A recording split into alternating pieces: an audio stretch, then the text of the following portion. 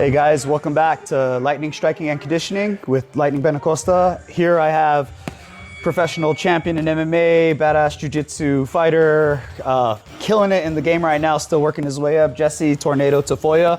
So welcome Jesse to the channel, bro. It's great to see you. Thank you, brother. We've had a lot of good rounds before. It's been a while, but I've been beat up by this guy plenty of times. But likewise.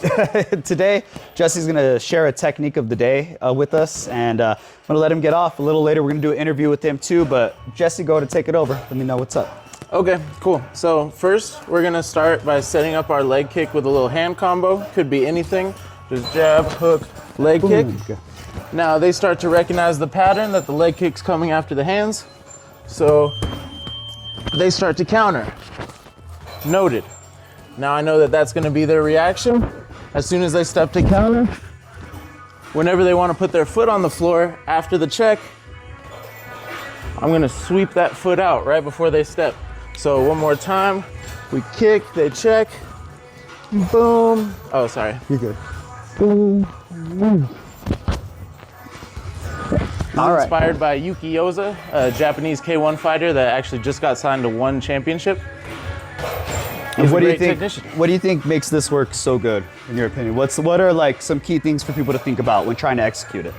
I think key things to think about are, it's mainly the timing for the technique. So whenever I throw my kick, and as soon as he's about to step, that's when I take his foot away from the floor. So it's all about using that forward pressure and aggression against them, right? Okay. Exactly. All right, why don't we do a little more medium live speed where you go. Okay.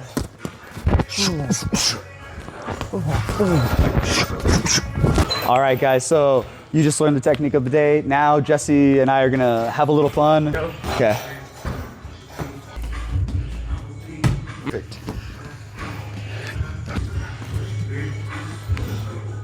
Front sweep. Bam right now. I've been on my martial arts journey for about 21 years, 22, nice. around Do you there. want to explain a little bit about your journey and where you've come through?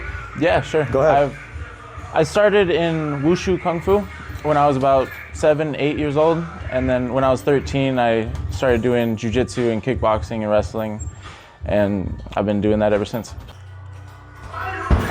I know it's a super hard question. Yeah, that's a pretty loaded question. There's so much available in martial arts. Absolutely. That's cool. I guess some of my favorite styles that I take a lot from are Kyokushin karate, taekwondo, boxing, jiu-jitsu, judo, wrestling, sambo. It's all of them, right? There's a lot. Yeah. And I know that's why I'm saying, like, being here too, you meet specialists and top level people in all of them. Yeah. Cool. I appreciate parts of those martial arts very much. Got you. So now, being this far along in your career and competing at the amateur pro level in jiu-jitsu, kickboxing, Muay Thai, and MMA, and all of the above, what would you tell your 18-year-old self if you could go back right now? And I know you started at like 7, it's been a lifelong journey for you, but if you were at 18, just really ramping up, what would you tell yourself now?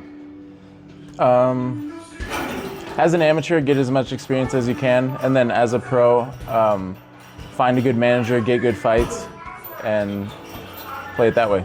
I guess one of my favorite moments is when I won my first pro title. It was in California. I fought this guy, his name was Keanu Moyer. He was like 4-3, something like that. It wasn't a crazy record, but I was very excited to fight for my first title. And I went in, I had a great weight cut, I had great people with me. I showed up on fight night, I got a 13-second back fist KO. I had not previously knocked somebody out like that in my MMA career. It was my first knockout as a pro, it was my quickest finish as a pro, and I got my first title out of it, so it was beautiful. It was a moment that I'll keep forever. Yeah, what did it feel like in that moment for you? It felt like life was fair again. Awesome, that's a great answer.